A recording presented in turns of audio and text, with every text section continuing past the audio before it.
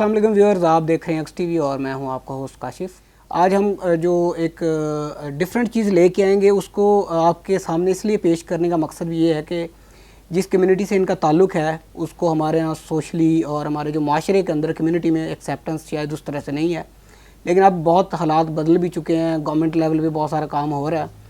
تو ان کا جو پورا تعارف میں تھوڑا سا بتا دوں، ان کا نام ہے جناب صبا گل اور یہ پریزیڈنٹ ہیں ٹرانس الائنس رائٹس پاکستان کی، اور اس کے علاوہ ایک اور آرگنائزیشن ہے ان کی جس کا نام ہے انڈس ہوم ویلفیئر فاؤنڈیشن۔ اور جو میڈم صبا ہیں وہ بیسیکلی خواجہ ساروں کے لیے کام کرتی ہیں، ان کے لیے گھر کا انتظام کیا جاتا ہے۔ اس کے علاوہ خواجہ سارا جو برادری ہے ان کے لیے یہ ویلفیئر کے کام کر رہی ہیں۔ اس کے علاوہ اس کے ساتھ ساتھ جو ان کی فیملیز ہیں ان کو یہ فائنینشلی سپورٹ کر رہی ہیں، جس میں ان کے گھر کے راشن سے لے کے ان کے کپڑوں تک جو ہر طرح کا ایک طرح سے ان کو فیسیلیٹیٹ کیا جا رہا ہے۔ تو ابھی ہم میڈم سے بات کریں گے اور جو ان کا پرسپیکٹیو ہے اور جو ان کی سٹرگل ہے اس کی پوری کہانی آپ کے ساتھ بیان کریں گے۔ السلام علیکم جی۔ جی وعلیکم السلام ورحمۃ اللہ وبرکاتہ۔ میڈم سب سے پہلے جو بنیادی سوال میں آپ سے پوچھنا چاہتا ہوں کہ جو ابھی میں نے آپ کو تھوڑا سا تعارف کرایا ہے کہ آپ دیکھنے والوں کو یہ بتائیں کہ جو آپ نے اپنی جو کہانی میں اس کو کہوں گا، جرنی بھی کہوں یا کہانی بھی کہوں، یہ کیسے سٹارٹ ہوئی اور کہاں تک جو ہے آپ کی فیملی نے آپ کو سپورٹ کیا اور جو معاشرے کی طرف سے آپ کو کس طرح کے مشکلات کا سامنا کرنا پڑا ہے؟ جی بسم اللہ الرحمن الرحیم۔ سب سے پہلے تو یہ چیز ہوتی ہے یعنی کہ کوئی بھی ماں باپ اپنی اولاد کو دھتکارتے نہیں ہیں، اپنی اولاد کو گھر سے باہر نہیں نکالتے ہیں۔ جیسے کہ میں خود سے جیسے میری زندگی کا جو بھی چڑھاؤ اتراؤ آیا، اس زندگی میں نے کیا کیا جھیلا اور کیا کیا کیا، یہ خود میں نے یعنی کہ نہ تو میں کبھی سکول گئی، نہ ہی تو مجھے کبھی مدرسے بھجوایا گیا، نہ مسجد بھجوایا گیا۔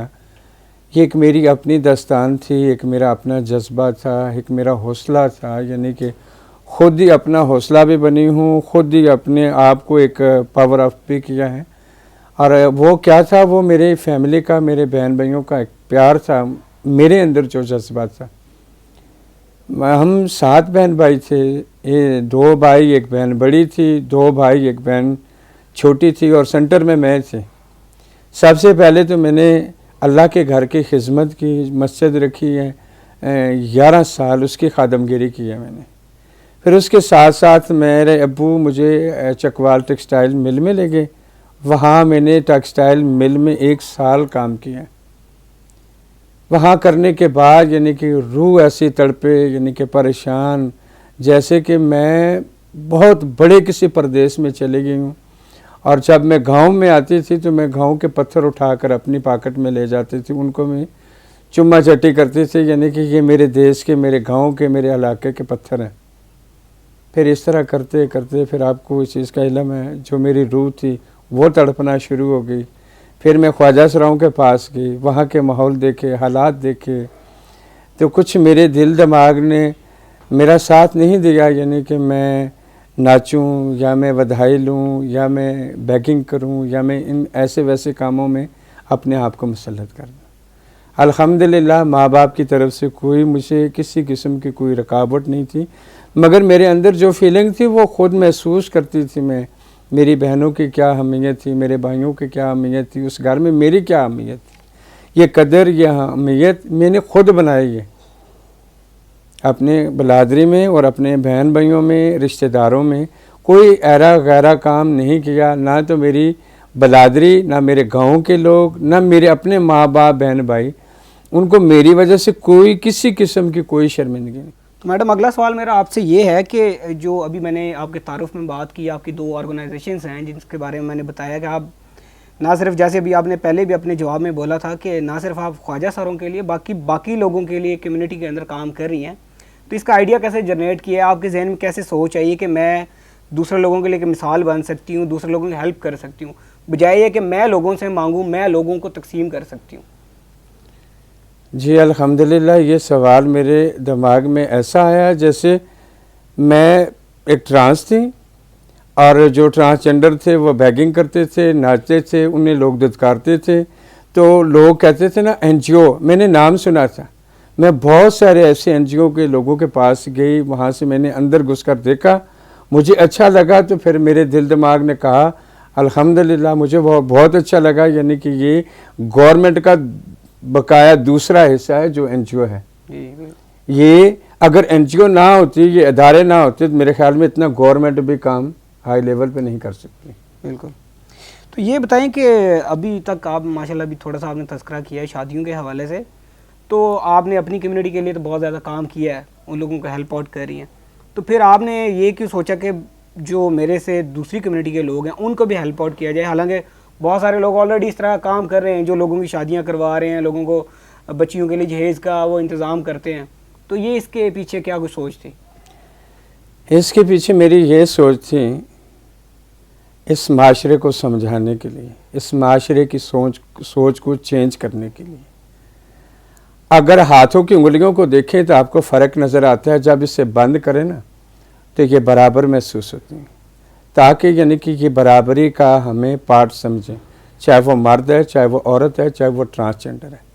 کیونکہ اگر شانہ بشانہ اگر وہ مرد عورت کے ساتھ ٹرانسجنڈر کھڑا ہو سکتا ہے تو پھر وہ مرد اور عورت کیوں نہیں ٹرانسجنڈر کے ساتھ کھڑے ہو سکتے ہیں؟ اچھا، اگلا سوال میں آپ سے یہ پوچھنا چاہتا ہوں کہ جو خواجہ ساروں کی تحریک ہے، انہوں نے اپنے مطلب حقوق کے لیے آپ لوگ لڑ رہے ہیں کہ ہمیں برابر حقوق دیے جائیں، ہمیں گورنمنٹ لیول پہ جو ہے ریکگنائز کیا جائے.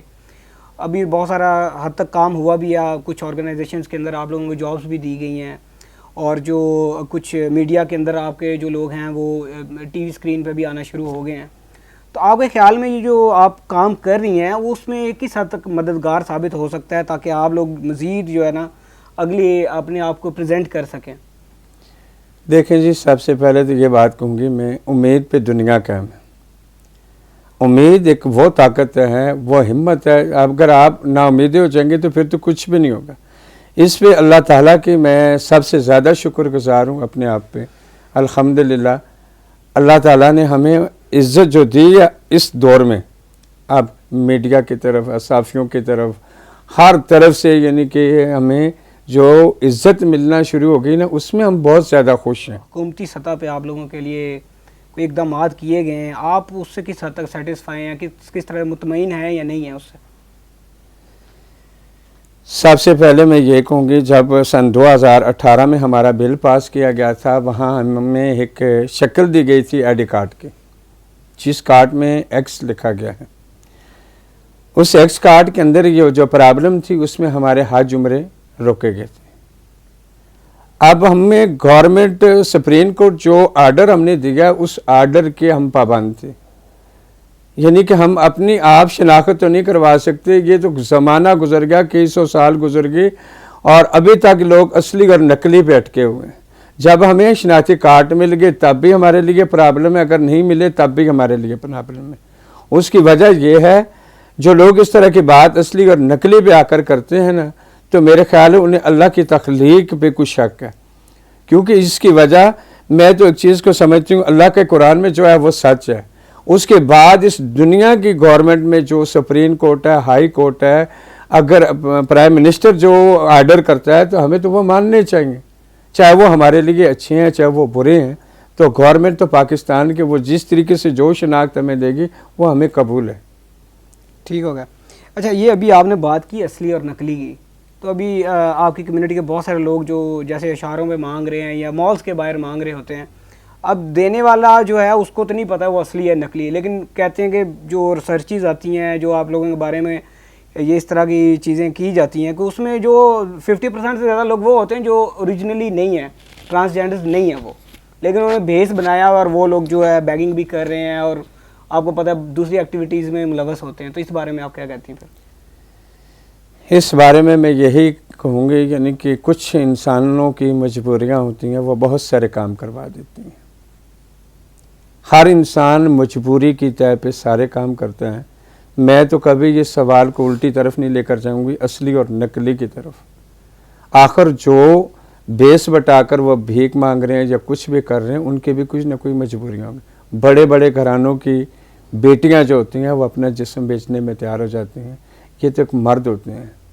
کیونکہ یہ ہمارا صرف ایک چیز آپ کو کلیئر کر دوں، روح اور جسم کا تعلق ہوتا ہے، جس میں ٹرانسجنڈر کا مطلب یہی ہوتا ہے، ٹرانسجنڈر اپنے آپ کو چینج کرتا ہے. اچھا میڈم، ایک سوال میں پوچھنا چاہ رہا ہوں آپ سے، پچھلے کافی عرصے سے جو خواجہ سر ہیں ان کے ان کو قتل کرنے کا ایک بڑا وہ چل رہا ہے، خاص طور پہ KPK کے ریجن میں بہت زیادہ خبریں اکثر اوقات ہماری نظروں سے گزرتی ہیں.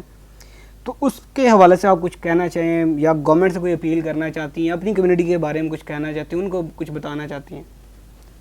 جیسے کہ ہمارے ٹرانسجنڈر سن 2017 سے لے کر سن 2022 تک 22 کے اندر بھی 8-10 قتل ہو چکے ہیں. اگر گورنمنٹ یعنی کہ ایک بندے کو سزا دے، میرے خیال میں پورے پاکستان میں لوگ سمجھدار ہو جائیں گے. اس کی وجہ یہ ہو سکتی ہے یعنی کہ مردوں کی جو سوچ ہے، جو سمجھ ہے، وہ کچھ اس طرح کی ہے. وہ عورتیں سمجھتے ہیں یعنی کہ یہ میرا ہی ہو جائے. اگر میرا ٹرانسجنڈر کسی پنڈال میں جاتا ہے، فنکشن میں جاتا ہے، اس نے تو اپنے فن کا مظاہرہ کرنا ہوتا ہے. اس نے تو ہنس کر ہر کسی کی جیب سے پیسہ نکالنا ہوتا ہے، کوئی ڈاکہ نہیں مارنا ہوتا. بے دردی سے کسی کے بال کٹے گئے، کسی کو گولیاں سے چھنی کیا گیا، کسی کو چاقوؤں سے چھنی کیا گیا، کسی کو کس طریقے سے یعنی کہ بے دردی سے، اور ایسا عبرت کا نشانہ بناتے ہیں، میری برداشت سے باہر ہو جاتا ہے. جتنے سن 2017 سے لے کر سن 2022 تک، 22 میں نے کوئی احتجاج نہیں کیا. اسلام آباد پریس کلب سے لے کر پارلیمنٹ ہاؤس تک جاتی تھی، سنتے تھے، میڈیا آتا تھا، اخباروں والے آتے تھے، فوٹوگرافر آتے تھے. مگر آج دن تک مجھے نہیں سمجھ آئی کسی کو کسی قسم کا کوئی انصاف ملا. اور یہ غلطیاں مرد وہ ہستی ہے یعنی کہ اس کے بغیر اور عورت کے بغیر یہ دنیا، یہ معاشرہ ہی نہیں بن سکتا تھا. اسی میں تیسری جنس جب منتخب کی گئی، اللہ تعالیٰ نے اس تیسری جنس کو بھی بنایا، اس دنیا پہ لایا. اور یہ وہ مردوں کو سوچنا چاہیے، یہ عورتیں نہیں ہیں. یہ ہمارا دل بہلانے کے لیے، ہمیں خوش کرنے کے لیے، اتنا ہماری ہر خوشیوں میں شامل ہونے والے وہ لوگ، کیسے بے دردی سے ان کو قتل کیا جاتا ہے، کیسے بے دردی سے ان کو مارا جاتا ہے. جیسے کہ آپ کی اپنی اولاد اگر ایسی ہوگی تو پھر ان لوگوں کو سمجھ آ جائے گی. تو گورنمنٹ سے ہمیں کوئی گلا، کوئی شکوہ نہیں ہے. جب انصاف اللہ کی طرف سے ہمیں ملے گا. اب تک تو وہی بات آ جاتی، اصلی اور نقلی میں پتہ نہیں ہم کون سے لوگ ہیں، ہمیں لوگ پہچان ہی نہیں رہے، ہم کون سی مخلوق ہیں. یہ تو اللہ کے علاوہ میرے خیال میں کوئی بھی نہیں ہمیں جان سکتا، کیونکہ ہمیں اللہ پہ بھروسہ ہے، اللہ ہی ہمارا ساتھ دینے والا ہے، اور اللہ پہ ہی ہم یقین رکھنے والے ہیں. بالکل صحیح بات کی آپ نے. اچھا، ایک اور سوال میرے ابھی ذہن میں آیا ہے، آپ سے پوچھنے کا مقصد یہ ہے کہ آپ تو ماشاءاللہ سینئر ہیں ان سب میں سے، تو جو ہمارے ہاں معاشرے کے اندر جو ایکسیپٹنس ہے، مطلب آپ کی کمیونٹی کی، آپ نے تو اتنا وقت گزار دیا ہے، تو آپ کے خیال میں پہلے وقتوں میں تو چلیں کچھ اور مسائل تھی، اب تو بہت اویئرنیس آ گئی ہے، لوگوں کو تھوڑی سی یہ چیز ہو گئی ہے کہ واقعی یہ لوگ ایگزسٹ کرتے ہیں ہمارے ہاں. تو آپ کے خیال میں کوئی بہتری آئی ہے یا ابھی تک ماحول ویسے کا ویسے ہی چل رہا ہے؟ سب سے پہلے بہت اچھا سوال آپ نے کیا ہے. میں اس سوال کا بڑے مزیدار طریقے سے جواب دوں گی. 25-30 سال آپ پیچھے جائیں نا، بہت اچھا ماحول تھا، لوگ قدر کرتے تھے، عزت کرتے تھے. 50 سال پیچھے چلے جائیں، لوگ خواجہ سراؤں کو سر پہ اٹھاتے تھے، اور کبھی کبھار کسی جگہ میں کوئی ٹرانسجنڈر خواجہ سرا ملتا تھا. اور اب جب سے قانون پاس ہوا ہے یعنی کہ چہل پہل شروع ہو گئی ہے، شور شرابے شروع ہو گئے ہیں، مار کٹائی شروع ہو گئی ہے، قتل عام زیادہ شروع ہو گئے ہیں. یہ رائٹس ملتے ملتے میرے خیال میں یعنی کہ جتنے بھی ہمارے لوگ ہیں، میرے لوگ جتنے بھی ہیں، وہ آدھے سے زیادہ قتل ہو جائیں گے. اس کی وجہ پہلے کا ماحول جو تھا، سادگی کا ماحول، وہ بہت اچھا ماحول تھا. اور یہ عزت بنانا نہ بنانا یہ انسان کے اپنے بس میں ہوتا ہے. آپ پوری پنڈی میں کیا پورے پاکستان میں کسی بھی انسان سے پوچھیں یعنی کہ صبا کا تعلقات کیسا کا ہے، صبا کے وہ اس کے گھر میں ہم آتے جاتے ہیں، وہ کس طرح کا رویہ رکھتی ہے، وہ عورتوں کے ساتھ کیسے چلتی ہے، مردوں کے ساتھ کیسے چلتی ہے، اپنے ٹرانس لوگوں کے ساتھ کیسے چلتی ہے. یہ تو صرف اپنے تک ہوتا ہے. ٹھیک ہو گیا. اچھا، یہ چیز ایک بتائیں مجھے کہ آپ کے جو خواجہ سر ہیں، زیادہ تر کمیونٹی ان پڑھ ہے، اس کی وجہ سے جیسے اب گورنمنٹ کہتی ہے کہ ہم نے تو اعلان کیا ہے کہ ہم ان کو جابز دیں، ان کو جو ہے قومی دھارے میں لے کے آئیں، یہ لوگ اپنے آپ کو مطلب ایک پورا شہری کے جو حقوق ہیں ان کو دیے جائیں. تو آپ نہیں سمجھتی کہ جو آپ کی کمیونٹی کے لوگ ہیں ان کو اب پڑھائی کی طرف آنا چاہیے, باقی معاملات جو ہیں کسی اسکل کی طرف جانا چاہیے تاکہ وہ اپنا کردار جو ہے معاشرے کے اندر دوسرے لوگوں کی طرح برابر سے وہ ادا کر سکیں؟ اب میری دیکھیں آپ ایج کتنی ہو چکی ہے, میں بھی تو ان پڑھ ہوں. یہاں پڑھے لکھے ہونے کی بات نہیں ہوتی, اگر پڑھنے لکھنے کی طرف اگر جائیں, کم سے کم بہت زیادہ اگر ہو گئے تو ہمارے ٹرانس 8 یا 10 پڑھے لکھے ہوں گے. تو بقایا جتنے بھی ہمارے لوگ جتنے وہ سب ان پڑھ ہیں. اور ان پڑھ ہونے کا یہ مطلب نہیں ہوتا یعنی کہ اگر پڑھے لکھے 2-4 ہوں گے انہیں نوکریاں مل گئی تو وہ سب کا پیٹ بھر دیں گے. گورنمنٹ کو سب کو برابر لے کر چلنا چاہیے. ہر طرح کی نوکریاں ہو سکتی ہیں, ڈرائیوری کی ہو سکتی ہے, کوکنگ کی ہو سکتی ہے, سیلون کی ہو سکتی ہے, درزیوں کی ہو سکتی ہے. بہت سارے ایسے کام ہیں, ہر کام وہ کر سکتے ہیں, چاہے وہ سرکاری ہیں چاہے وہ پرائیویٹ ہے. گورنمنٹ کو چاہیے یعنی کہ ان کا ہاتھ بٹائیں اور انہیں لیگل طریقے سے لے کر آگے چلیں. تو میرے خیال میں اب تو سب کا دماغ جو ہے نا وہ کاروبار کی طرف آنے لگے ہیں. سب کہتے ہیں ہم بیگنگ نہیں کرتے, ہم یہ کام نہیں کرتے. اگر گورنمنٹ آف پاکستان ہماری موجودہ حکومت جو ہے یعنی کہ یہ ہیلپ کرے, ان پڑھوں کی زیادہ کرے. وہ اس لیے یعنی کہ وہ ان پڑھ ہوتے ہیں, ان کا سوال یہی ہوتا ہے ہم ان پڑھ ہیں, ہم پڑھے لکھے نہیں ہیں. اگر وہ فائل ایک دفتر سے دوسری جگہ پہ بھی اٹھا کر وہ دے سکتے ہیں, چپڑاسی کا کام کر سکتے ہیں, ہر طرح کا وہ کام کر سکتے ہیں. اب تو میرے پاس کوئی ہزاروں کے حساب سے درخواستیں آئی ہیں یعنی کہ ہمیں کسی جاب پہ لگا دو, چاہے وہ 15,000 کی ہو چاہے وہ 20,000 کی ہو. اب میرے ادارے نے نا بہت ایک بڑا خاص کام کیا ہے. ہمارے 21 لوگ جو ہیں نا ایک فیکٹری میں لگے ہوئے ہیں. اب میری وہ وائس پریزیڈنٹ جو ہے یعنی کہ وہ کوشش کر رہی ہے اور لوگوں کو بھی لا کر فیکٹری کے اندر کام کروائیں. اور میرے ٹرانسجنڈر بہت زیادہ اس چیز پہ خوش ہیں یعنی کہ حق حلال کی روزی ہمیں مل رہی ہے. ٹھیک ہوگا. اچھا, آپ یہ نہیں سمجھتی کہ جو تعلیم ہے اس سے کچھ شعور بھی زیادہ آئے گا؟ آپ لوگ جو آپ کی کمیونٹی ہے اگر وہ پڑھی لکھی ہوگی تو اپنے رائٹس کے بارے میں زیادہ بات کر سکیں گے, ہر بندے کو ایک چیز سمجھا سکیں گے. کیونکہ میرا نہیں خیال کہ اگر آپ سمجھتی ہیں کہ صرف ان پڑھ ہونے سے ہم یہ سب کچھ اچیو کر سکتے ہیں یا آپ اپنے اس چیز کو آگے لے کے جا سکتے ہیں. پہلی بات یہ ہے یعنی کہ اگر مدرسے میں جاتے ہیں نا تو مجھے اچھا نہیں لگتا مگر میں بولنا چاہتا ہوں. جی بولیں. مدرسے میں جاتے ہیں تو وہ اس طرح کے ہولگے میں دیکھ کر نا سب سے پہلے علماء کرام کہتے ہیں صاحب دین ولا خولا ولا قوت. اگر کسی سکول میں جاتے ہیں کالج میں جاتے ہیں تو وہاں ٹیچر بھی انہیں غلط یوز کرنا شروع کر دیتے ہیں. پھر اس وجہ سے تانگ آ کر وہ گھر میں بھی بھائی وہ مارنا پیٹنا شروع کر دیتے ہیں, بہنوں کے رشتے نہیں ہوتے, گلی محلے والے لانتیں ڈالنا شروع کر دیتے ہیں. ٹرانسجنڈر کو گھر سے نکالا نہیں جاتا, وہ اپنی مرضی سے نکل جاتا ہے. یہ ذمہ داری تعلیم کی, صحت کی اور گھر کی یہ ماں باپ کی ہوتی ہیں. اچھا, یہ بتائیں کہ یہ جو ابھی آپ کی جو 2 آرگنائزیشنز ہیں آپ نے تقریباً کتنے لوگوں کو جو ہے, جیسے ابھی میں نے تعارف میں بات کی, آپ لوگ ان کو رہائش بھی دے رہے ہیں, کھانے پینے کا انتظام بھی کرتے ہیں, پھر اس کے علاوہ آپ ان کی جو فیملیز ہیں ان کو بھی آپ سپورٹ کریں کہ ان کے پیچھے گھر والوں کو بھی آپ پیسے دیتے ہیں. تو آپ تقریباً اپروکسیمیٹلی کتنے لوگوں کو اتنا ہیلپ آؤٹ کر چکے ہیں آپ لوگ؟ سب سے پہلے تو جو میرے 2 ادارے ہیں تڑپ اور انڈس ہوم, اس میں معذور بچوں کے لیے ہم نے ویل چیئروں کا بندوبست کرتے ہیں.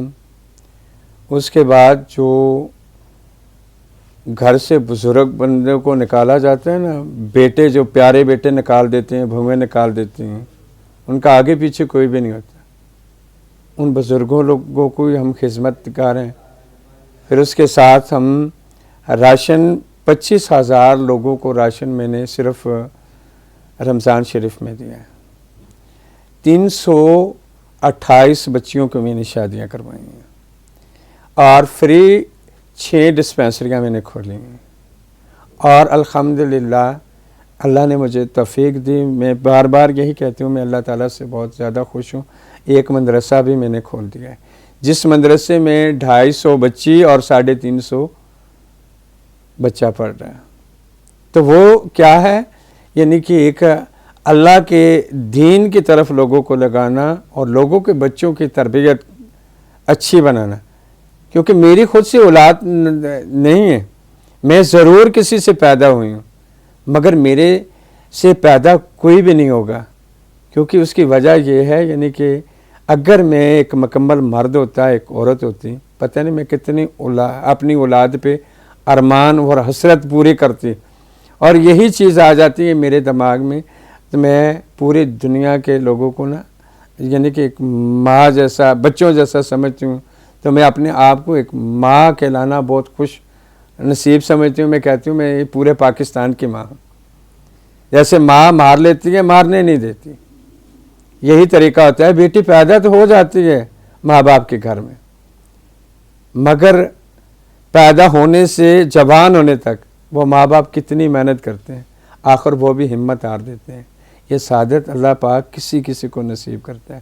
جب کسی بچی کو جہیز دیا جاتا ہے، کریکی دی جاتی ہے، فرنیچر دیا جاتا ہے، وہ جب تک زندہ ہوتی ہے تو وہ یہی محسوس کرتی ہے مجھے کسی ادارے نے، کسی ٹرانسجنڈر نے یہ جہیز دیا تھا. وہ دوائیں جو ہوتی ہیں نا، وہ میرے دل کو سکون دیتی ہیں.